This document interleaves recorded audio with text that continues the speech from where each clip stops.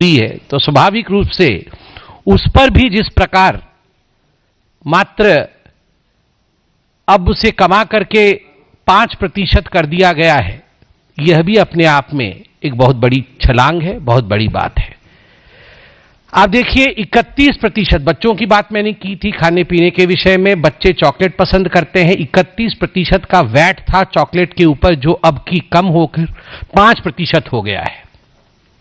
दिवाली में, नवरात्र में मिठाई सब पसंद करते हैं, 21% का वैट था मिठाई के ऊपर, जो अब कम होकर 5% हो गया है। तो यह अपने आप में एक बहुत बड़ा विषय है। गेहूं, चावल, आटा, गेहूं पे 2.5% वैट था प्री जीएसटी एरा में, अब 0% जीएसटी है। चावल, राइस 2.75% उस पे वैट था और अब 0% जीएसटी है चावल के ऊपर। मैं तो उड़ीसा से आता हूं, चावल खाने वाला प्रदेश है, हम चावल पसंद करते हैं। तो उड़ीसा के लिए, बंगाल के लिए, बिहार के कई अंचलों में, कई स्थानों पे चावल खाया जाता है, असम के लिए यह बहुत खुशखबरी का विषय है। आटा, अब आटा कांग्रेस के जमाने में, राहुल गांधी जी से मैं कहना चाहूंगा कि आपके जमाने में आटे पर 3.5% यह टैक्स लगता था 1 लीटर आटे पे, लीटर नहीं सॉरी, केजी, 1 केजी आटे पर 3%, 3.5% टैक्स लगता था, अब उसे 0 कर दिया गया है। ठीक उसी प्रकार सोयाबीन का तेल और ग्राउंडनट का जो तेल है, 6% का जिस पे वैट लगता था, अब उस पे 0% का जीएसटी लगता है। मैंने अगर नॉर्थ इंडिया की बात की और मैंने छाछ और दही की बात की, तो हम सब, चाहे हम नॉर्थ इंडियन हो चाहे हम साउथ इंडियन हो, पूरे भारत को इडली डोसा तो पसंद है, उसके बिना आज ब्रेकफास्ट कंप्लीट नहीं होता है। तो इसलिए जो डोसा और इडली का बैटर होता है, उस डोसे और इडली के बैटर पे जहां पहले 12% टैक्स था, उसे घटा करके 5% टैक्स कर दिया गया है।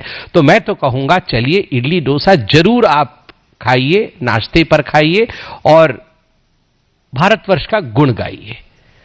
आजकल पानी, बॉटल्ड मिनरल वाटर हम सबके जीवन का एक अंग बन गया है।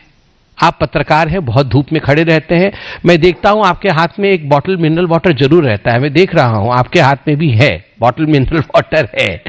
तो स्वाभाविक रूप से जिस पर 27% का टैक्स था बॉटल मिनरल वाटर पे वैट के माध्यम से, जब वैट का जमाना था, जब गांधी परिवार का जमाना था, तो 27% टैक्स लगता था बॉटल मिनरल वाटर पे, और आज 5% टैक्स लगता है जीएसटी पे।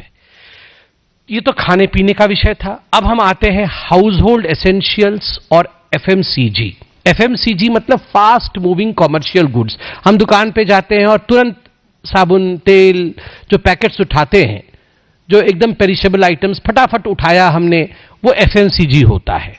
और जो घर पे हम कॉमन यूज करते हैं, उनका क्या हुआ है? शुरू से शुरू करते हैं, आरंभ। सो के उठने के बाद टूथपेस्ट लगा करके टूथब्रश करना।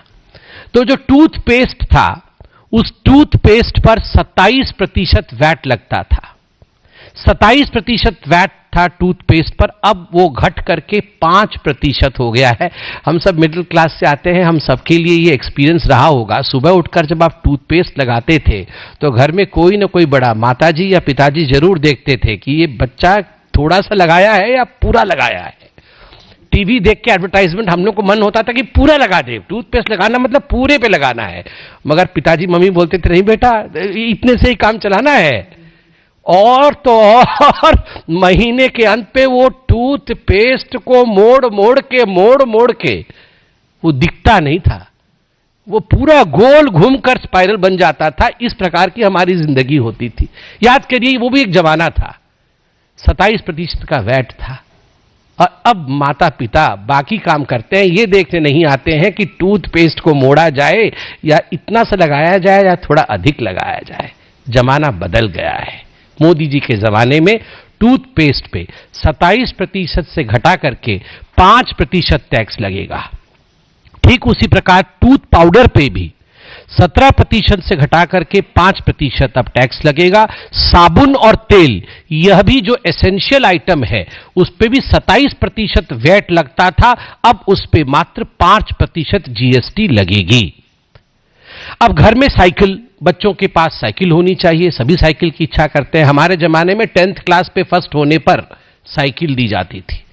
हम लोग सब हंस रहे हैं, जो थोड़े हमारे उम्रदराज भाई है, मेरे उम्र के हैं, वो सब हंस रहे हैं, क्योंकि हम सबकी जिद होती थी साइकिल खरीदो, तो पापा कहते थे 10th में अच्छा मार्क लाओ साइकिल खरीदूंगा, और साइकिल आती थी इसी प्रकार घर में। आज साइकिल जो है जिसपे कि 16% का वैट था, घट करके जीएसटी 5% हो गया है। ठीक उसी प्रकार हमने घरों में देखा है सिलाई की मशीन, कई बार हमने भी खुद कोशिश की है और सफलता भी पाया है। सिलाई की मशीन में जल्दी जल्दी कुछ करके माताजी को इंप्रेस करने की कोशिश हम में से कई लोगों ने किया है, और वो सिलाई मशीन पर 16% वैट लगता था, अब 5% वैट लगेगा। ठीक उसी प्रकार पूजा कर, नहा धो के साबुन, तेल, टूथब्रश, टूथपेस्ट सब हो गया। अब पूजा करते हैं तो अगरबत्ती लगाते हैं, तो पहले 10% का वैट था अगरबत्ती पर, अब 5% की मात्र जीएसटी लगेगी। अब न्यूज देखना है आपको, सुबह आप तैयार हो गए हैं, पूजा पाठ भी समाप्त हो गया है, तो न्यूज देखना है तो आपके पास टेलीविजन है। टेलीविजन भी आजकल आप नए खरीदते हैं, तो टेलीविजन हो, रेफ्रिजरेटर हो, वॉशिंग मशीन हो, मिक्सर ग्राइंडर हो, जूसर हो, गीजर हो, फैंस हो, वैक्यूम क्लीनर हो, जो कि एक मेरुदंड है मिडिल क्लास के परिवार का। मिडिल क्लास के परिवार में ये सारी चीजें होती है, गीजर होता है, फैन होता है, एसी होता है, कूलर होता है, ये सारी चीजों पे जिस पे पहले वैट 31.3% का था, अब जीएसटी उस पे 18% का है। 31% से घट करके अब 18% पे आया है। ठीक उसी प्रकार डिश वॉशर और एलईडी मॉनिटर्स पे भी अब जो रिड्यूस्ड रेट है वो 18% का है। हम अब कपड़ों पे आते हैं। कपड़े की इंडस्ट्री को बहुत फायदा होने वाला है, क्योंकि जो यार्न्स है, जो सूत है जिस पर कपड़े बनते हैं, फाइबर्स और यार्न्स है, उसका वैट का रेट 18% था, जो अब जीएसटी में मात्र 5% रह जाएगा। ठीक उसी प्रकार carpet, rugs, mats, towels, laces, embroidery, ये 12% से घट के 5% हो जाएगा। अब मैं डॉक्टर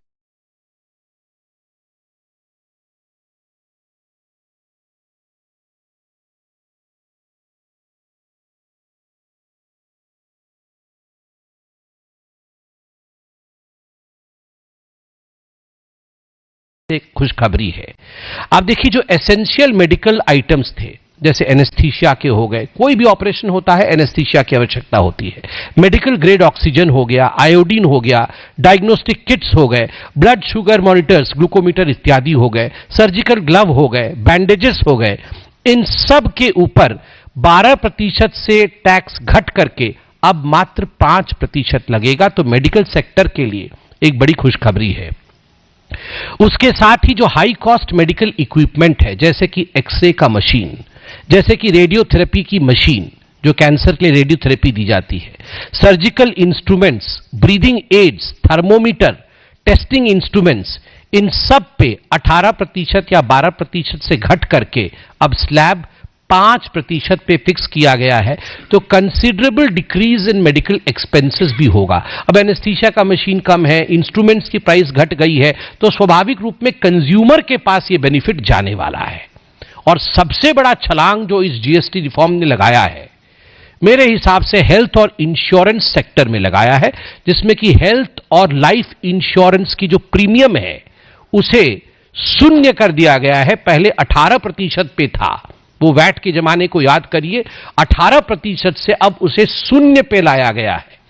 और मैं आज सभी से ये निवेदन करूंगा, अपील करूंगा कि भारत सरकार ने ये प्रमोट किया है कि हम सब अपने जीवन का, हम सब अपने स्वास्थ्य का बीमा करें।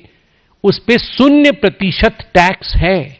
हमारा जीवन कीमती है, हमारा स्वास्थ्य कीमती है, इसको इंश्योर्ड करें 0% टैक्स पे।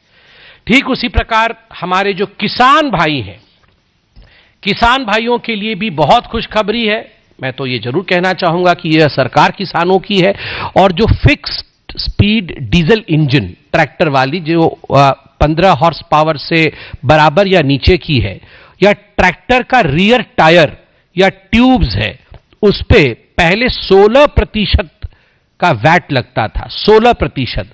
अब वो घट करके 5% जीएसटी रह गई है। जो लोग किसानों की बात करते थे, जो लोग अभी विपक्ष में हैं, उनके समय ट्रैक्टर पे अगर 16% लगता था, तो मोदी जी के समय अब रिफॉर्म्स में 5% का जीएसटी लगता है। ठीक उसी प्रकार ये जीएसटी जो इंफ्रास्ट्रक्चर फार्म कंस्ट्रक्शन पे है, फार्म कंस्ट्रक्शन का भी 28 से 29% घटा करके उसे 18% कर दिया गया है। Handpump, irrigation system, compost machine, fertiliser inputs, जो फर्टिलाइजर जिससे बनती है, अमोनिया, नाइट्रिक एसिड, बायोपेस्टिसाइड्स, इन सारे का टैक्स रेट घटा के 12% पहले था, अब उसे 5% कर दिया गया है।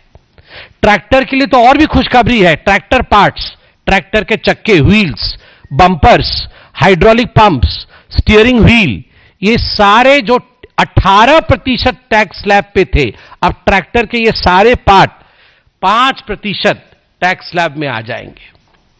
मुझे तो दिख रहा है कोई किसान पंजाब में, वो सनी देओल जी का कोई गाना था ना, वो मैं निकला ट्रैक्टर लेके, मैं निकला ट्रैक्टर लेके, सड़क पर एक मोड़ आया, सारे टैक्स छोड़ आया। सारे टैक्स में उस मोड़ पे छोड़ आया। 75 साल से ट्रैक्टर लेके हमारा किसान निकला था, मगर अब एक मोड़ ऐसा आया है जहां वो सारे टैक्स छोड़ाया। आप सोचिए, मैंने इसको बहुत ही आसान तरीके से बताया, मगर एक किसान की खुशी आप समझिए। ये प्रेस कॉन्फ्रेंस उस खुशी को बयान नहीं कर सकता है। गांव में जब किसान को लगता है मेरी ट्रैक्टर सस्ती हो गई है, जब घर में बच्चे को लगता है मेरी साइकिल अब आ जाएगी, और सबसे बड़ी बात है मिडिल क्लास फैमिली को जब लगता है छोटे कार और मोटरसाइकिल ये सस्ते हो गए हैं, तो उनके जीवन में कितनी बड़ी खुशी आती है, कितना बड़ा छलांग आता है। ये आप सोचिए, जो छोटे कार थे पेट्रोल डीजल के 1200 से 1500 सीसी तक के, और जो मोटरसाइकिल से 350 सीसी तक के, मोपेड हाइब्रिड व्हीकल्स जो हैं, 3 व्हीलर्स जो थे, इन सब पे 28% टैक्स था, अब वो 18% के स्लैब पे आ गए। तो इस दिवाली आप देखिएगा बहुत सारे लोग हमारे, बहुत बंधु कार खरीदेंगे और एक खुशी आएगी। बहुत सारे युवक इस बार बाइक्स खरीदेंगे, बाइक्स की भरमार आएगी, मगर हेलमेट पहनना मत भूलिएगा, जरूर हेलमेट पहनिएगा, सेफ्टी के साथ चलिएगा। बाइक की खुशी में सेफ्टी नहीं भूलना है, तो बाइक्स लेंगे लोग। 3 व्हीलर्स, ऑटो चालक, उनकी संख्या में और उनकी खुशी में बढ़ोतरी होगी। बंधु, सारे विभाग के हैं मेरे पास, मगर मुझे लगता है कि प्रेस कॉन्फ्रेंस का जो मूल सार है वो आप समझ रहे हैं। मैं बड़े बड़े उद्योगपतियों ने क्या कहा है वह भी मेरे पास अखबारों में है। कोई कह रहा है कि setting the tone for more reforms in the near future, new found sense of purpose to make it simple, original framework of GST has now been effectively reinstated, working capital will be unlocked, credit blockages to be erased. अब देखिए, मुख्यतः 2017 जब से GST आरंभ हुआ, किस प्रकार से जिस जीएसटी को पुरानी सरकारें लागू नहीं कर पाती थी, अब वो जीएसटी लगी, और 2007 से अब तक के सफर में जो रिफॉर्म्स आज हुए हैं उसमें नंबर 1, 3 दिन के अंदर आप रजिस्टर हो सकते हैं। ईज ऑफ बिजनेस, जो छोटी कंपनियां हैं वो, उनकी ईज ऑफ बिजनेस कितनी बढ़ जाएगी आप जरा चिंता करिए। टेक्सटाइल एपरल्स की, बाकी सारी छोटी बिजनेस की ईज ऑफ बिजनेस बढ़ जाएगी। और हम सब के जिंदगी में ईज ऑफ लिविंग, टूथपेस्ट, साबुन, तेल से लेकर गाड़ी मोटर इत्यादि तक, टीवी, फ्रिज से लेकर पेंसिल, इरेजर, ज्योमेट्री बॉक्स, बच्चों के नोटबुक, ये सारी चीजें, एक है ना थोड़ा है, थोड़े की जरूरत है। आप बच्चे की पेंसिल और बच्चे की इरेजर, बच्चे के नोटबुक, बच्चों का ज्योमेट्री बॉक्स, इसे भी छोटा मत समझिए। इन पे भी जो भारी रिडक्शन हुई है, लगभग 0 पे लाके खड़ा किया गया है जीएसटी इस पे, ये हमारी आम जिंदगी को बदलता है। ये केवल एक रिफॉर्म्स नहीं है, रिफॉर्म तो एक अंग्रेजी शब्द है, ये खुशियों का बयार है। ये एक बहुत बड़ी चेंज है और मुझे लगता है जिन लोगों को ये असंभव लगता था कि कभी हम जीएसटी ला पाएंगे, उनके लिए भी ये सोचने का विषय है। और जो लोग रह रहे के, मैं अंत में कहना चाहूंगा, जो लोग रह रहे के मोदी जी के परिवार को गाली देते हैं, वो ये समझ ले कि निरंतर अथक परिश्रम करके मोदी जी और उनकी सरकार ने, जो हमने कभी आशा नहीं किया था, 7.8%, कहीं भी यह प्रेडिक्शन नहीं था कि 7.8% का इस क्वार्टर का ग्रोथ होगा, जीडीपी होगा। 7.8% का ग्रोथ रेट रहा।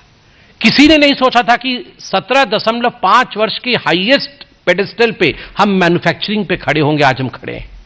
किसी ने नहीं सोचा था कि जो कंज्यूमर प्राइस इन्फ्लेशन है वो सबसे कम होगा और वो आज 1.5% पे है। वो इन्फ्लेशन 8 साल में सबसे कम है। किसी ने नहीं सोचा था कि हम फास्टेस्ट मूविंग मेजर इकोनॉमी होंगे, आज हम फास्टेस्ट मूविंग मेजर इकोनॉमी है, 5th लार्जेस्ट इकोनॉमी है, 5th लार्जेस्ट स्टॉक मार्केट है और 3rd लार्जेस्ट स्टार्टअप इकोसिस्टम है। मोदी है तो मुमकिन है। धन्यवाद। आप लोगों के प्रश्न हैं? सर, कांग्रेस पार्टी का कहना है कि ये 9 सालों के बाद रियलाइज हुआ कि ये टैक्स जो इतने ज्यादा है और फाइनली राहुल गांधी के एडवाइस को सरकार ने माना है।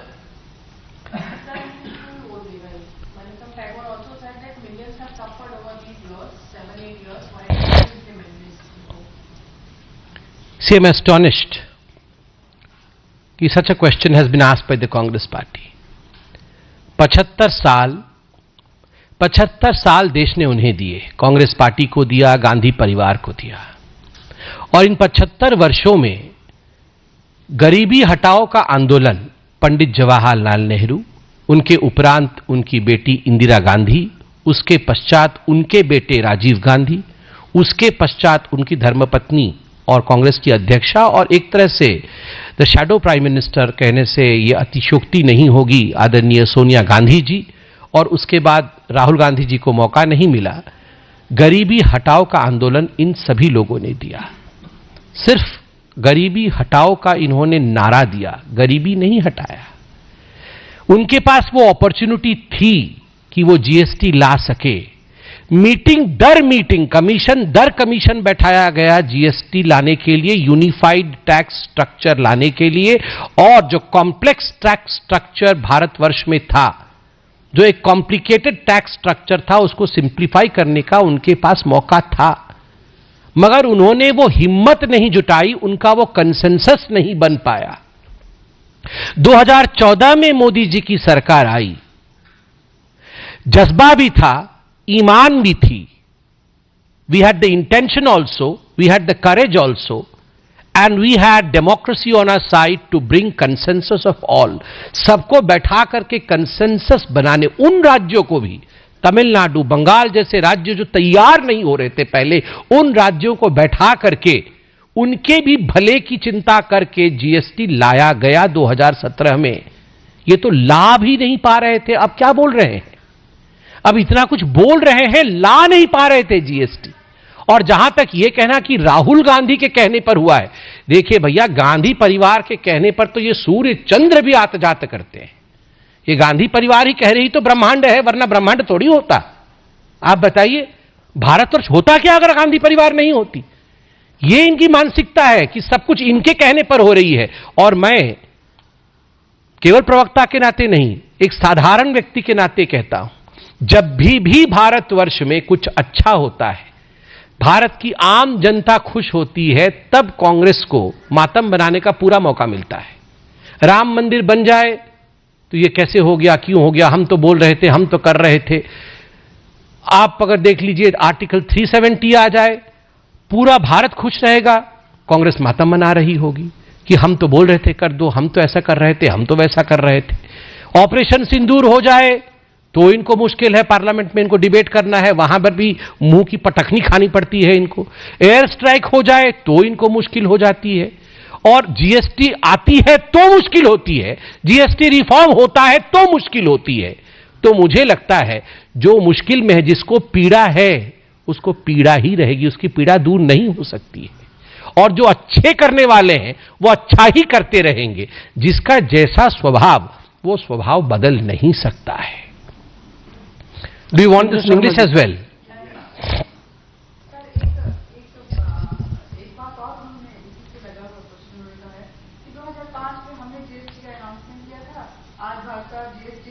मैक्सिमम कलेक्शन का जश्न मनाते हुए हमारे पॉलिसीज को लेकर के जश्न मनाती है और हमारे त्यागों में हमारे कैंडिडेट उन्होंने अमेंडमेंट किया। The GST reforms that have come today is one of the historical reforms of this country's taxation system. And not only the taxation system, these reforms have brought about a great deal of ease in common man's life. A common man in India is extremely happy today. There is a sense of euphoria in the country because everyone is touched by this reform, be it a small kid, be it a family as a unit, be it the entrepreneur, be it women, men, be it Annadata, that is Kisan. Everyone is touched by these reforms, so there is a sense of happiness in the country. But there are certain powers in the country, and especially the Congress party, which has criticized everything good that has happened to this country time and again. Congress party number one saying that we had dreamt of the GST in 2005 and it is the Bharatiya Janata Party which brings the GST today and is celebrating its outcome, should be reminded of the fact that for 75 years you were given the opportunity to reform the taxation of this country. You did nothing except discuss, debate, discuss. They never decided, they only discussed. Here is the government of Mr. Modi which discussed, debate and decided on time for the country to move towards reform. Who had stopped Rahul Gandhi and party to bring about GST prior to 2014? If they had thought about GST in 2005, who had stopped them? Were they not efficient enough to negotiate with the states? Were they not efficient enough to bring or roll out the GST? It shows their own inefficiency. Number two, when Rahul Gandhi says that it was upon my advice that these things have happened, this is staying in a la-la land. This is staying in a dream's land. I congratulate Rahul Gandhi and I propose him that he should stay in his la-la land. That is not going to bring any dividends to the Congress party. Rather, if he stays silent, some 0.01 percentage basic point improvement in the GDP of Congress may be seen. But with him speaking, there is going to be only drop in the GDP of Congress party. Nothing changes for the Congress otherwise.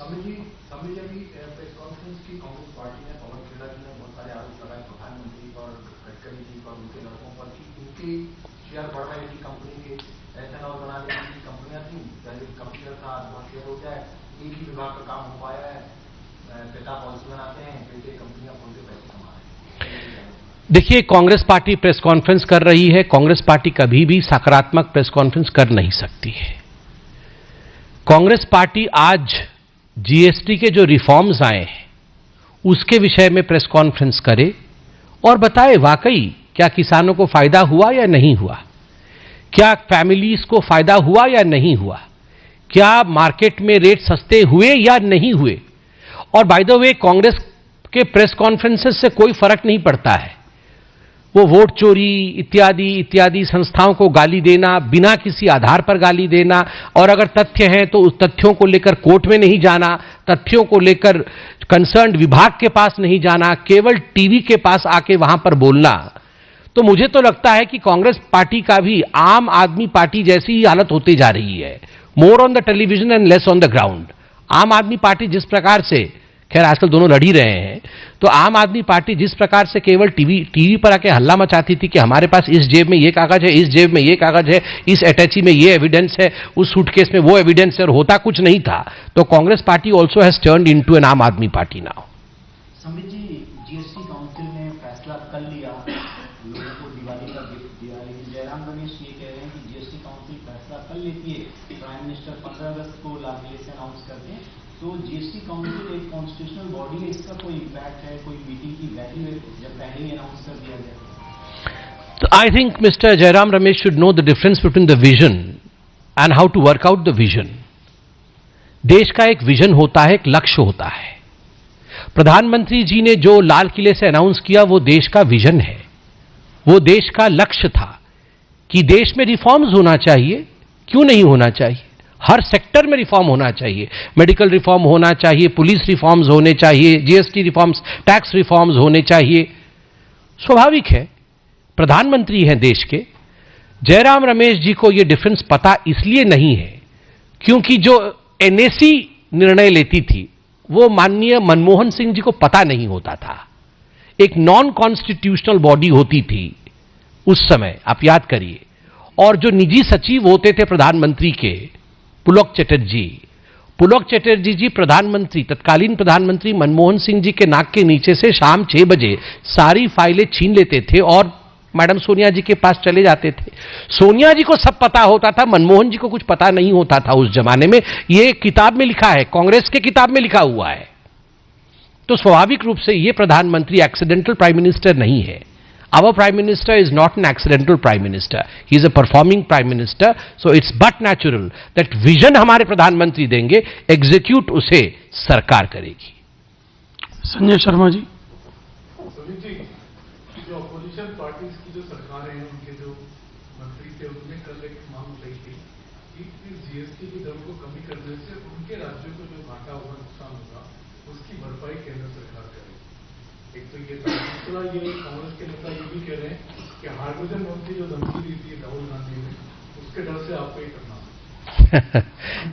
देखिए, पहली बात है कि GST council में क्या मांग उठी थी और उस मांग को किस प्रकार से टैकल करेगी सरकार, मैं उसके लिए ऑथराइज्ड नहीं हूं क्योंकि वो एक काउंसिल है. काउंसिल का निर्णय क्या होगा वो काउंसिल ही बताएगी. और आज जो हम ये प्रेस कॉन्फ्रेंस भी कर रहे हैं उसमें सभी, यही भारत की सुंदरता है, सभी राज्य, जिसमें हो सकता है कि कुछ राज्य भारतीय जनता पार्टी के, हो सकता है क्या है ही, कुछ राज्य भारतीय जनता पार्टी के राज्य नहीं है, सभी राज्य एकजुट होकर बैठे, एक साथ बैठे, सभी ने कंसेंसस बनाया. ये डेमोक्रेसी की सुंदरता है और हम इसका लिहाज भी करते हैं और प्रणाम भी करते हैं इसको. दूसरे प्रश्न का उत्तर कि हाइड्रोजन बॉम्ब के कारण हमको ये निर्णय लेना पड़ा, दोनों चीज कैसे बोल सकते हैं? हाइड्रोजन बॉम्ब वाला विषय तो राहुल गांधी जी ने परसों हाइड्रोजन बॉम्ब बनाया ना. हाइड्रोजन बॉम्ब तो परसों बनाया राहुल गांधी ने.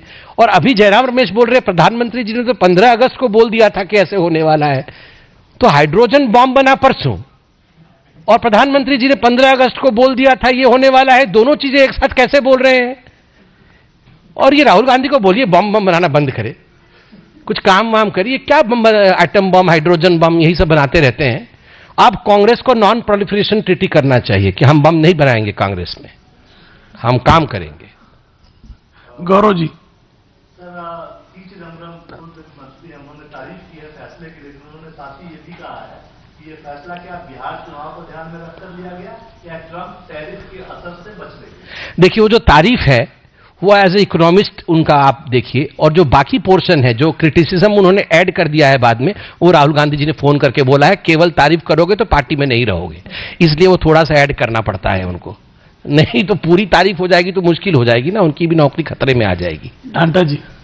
Samit ji, this decision of your government has come at a time when the United States has imposed 50% tariff on our exports.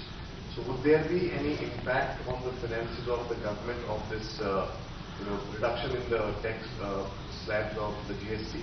And if there is, then how that will be managed? See, I would say I do not carry the mandate of speaking on the external affairs and an important issue as tariff. We are a political party. So let the government speak on that, and the government is time and again speaking on the issue. As far as the economy of the country is concerned, I in my press conference have stated, without any doubt the economy of this country is doing quite well, and it's moving in the direction which probably some of the best estimates also had not projected. 7.8% GDP in the quarter was not an expected result. It has gone beyond what was expected. one of the best manufacturing sectors, one of the best employing sectors. Service sector has also done quite well. Agriculture sector has improved. So all this points towards the fact that Indian economy is on stable grounds. Our foundation is strong, number one. And number two, of course, these reforms are going to bring a kind of buoyancy in the Indian economy as never before. It's going to strengthen the economy of India. It is going to make India Atmanirbhar Bharat, which is the dream project of Prime Minister Narendra Modi. Thank you so बहुत much. बहुत धन्यवाद। उस पर भी जिस प्रकार मात्र